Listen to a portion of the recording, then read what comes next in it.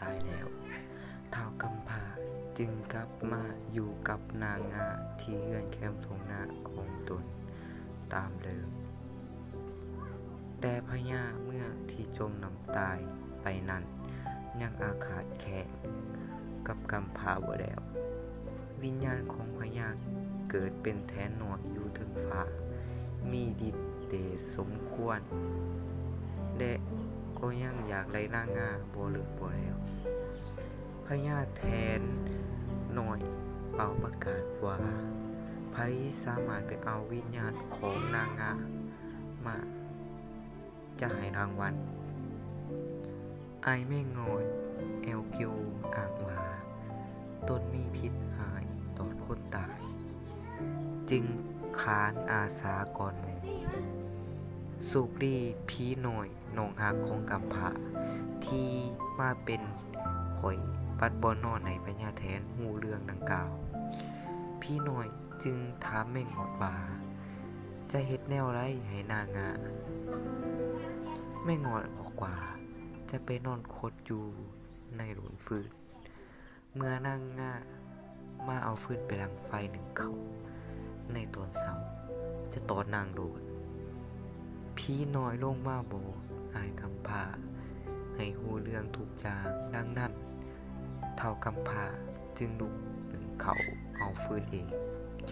ท้าวเอากระบองเยื่องเบิงเห็นแม่งอดคดอยู่ในกาบไม้แห้งจึงขาเสียพญาแทนหน่อยทรงงูเห่าหอบลงมาเพื่อต่อนางงาแต่ก็ถึงกำพร้าขาตายเช่นกันย้อนพี่น้อยลงมาบอกทุกเถื่อในที่สุดก็แม่นโตบางดัวอาสามาหอบปูเอากวนนางงาโดยดีเดชในดีนของมันพี่น้อยมาบอกไอ้กำพร้าบ่ให้ปล่อยนางงา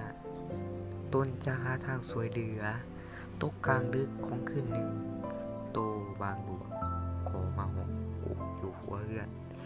เสียงของมันดังมีวอนว่ามาเยอนางนันลานางเกิดในงานให้เขาเมื่อเทียมขางพญาแทนคน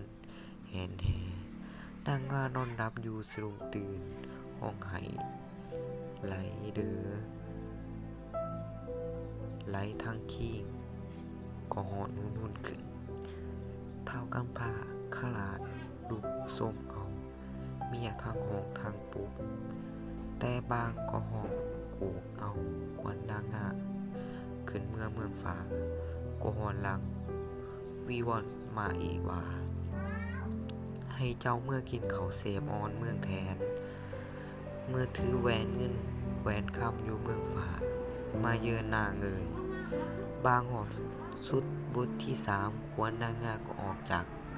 ห่างลอยขึ้นสู่เมืองแทนปล่อยให้กำพร้าหอกไห้โกนางคิงเมียลอยความเสียใจทางพญาแทนหน่อยเมื่อ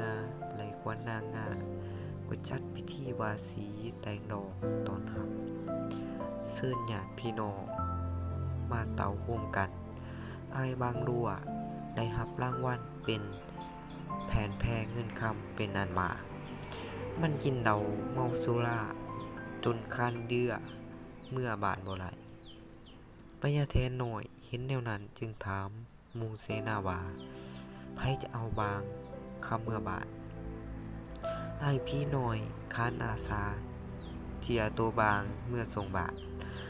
ระหว่างทางพี่หน่อยได้หยุดพักแล้วตัดไม้สานของบางหลวงถามว่าเฮ้ยมึงเห็นหยังพี่หน่อยตอบว่าสานขางบอกให้อายอย่านั่งสบายเมื่อสานของแล้วพี่หน่อยก็จับบางดัวยัดเขาของอัดฟ้าเสือกไว้มัดอย่างดีแล้วลงมาหาไอ้กำพร้าที่เมืองคนพี่น้อยเอาของใส่บางดัวให้กำพร้าแล้วบอกว่า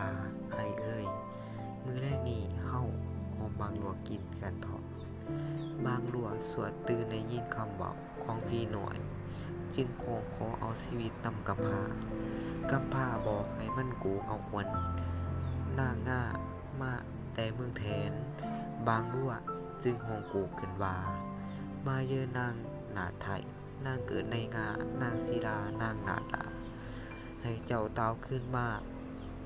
เยอพวกเก่าเจ้าอุ่นเต็มหนักพวกเก่าเจ้ายังบ่ทันเศร้าให้น้ำตาไหลอยู่คิงเข่งนอนแดงอยู่เป่าของสาเจ้าเก่ามาเยอนางเอ่ยบางห้องสุดซ้ำเถื่อคิงนางง่าอุ่นขึ้นมาเมื่อตาลุกขึ้นนางปากเว้าจากับผัวคือเก่าไอพี่น้อยจอบอ้อยบางรัวว่าไส้ดินวิเศษของเมืองนั้นขอเบิงแดบางรัวแลบลิ้นแงมออกมาให้เบิงพี่น้อยจึงเอามีดสิ้นปลายดีดมันถิ่มนับแต่นั้นมาบางรัวจึงบ่สามารถห้องกูเอาควรคนได้มันหนีเขาไปอยู่ในป่าไกลผู้คน ส่วนผัวเมียกำพร้าและนางาก็เลยอยู่ร่วมกัน มีลูกเต็มบ้านหลานเต็มเมืองสืบต่อกันมาจนเท่าทุกวันนี้ จบนิทานเรื่องกำพร้าและพี่น้อย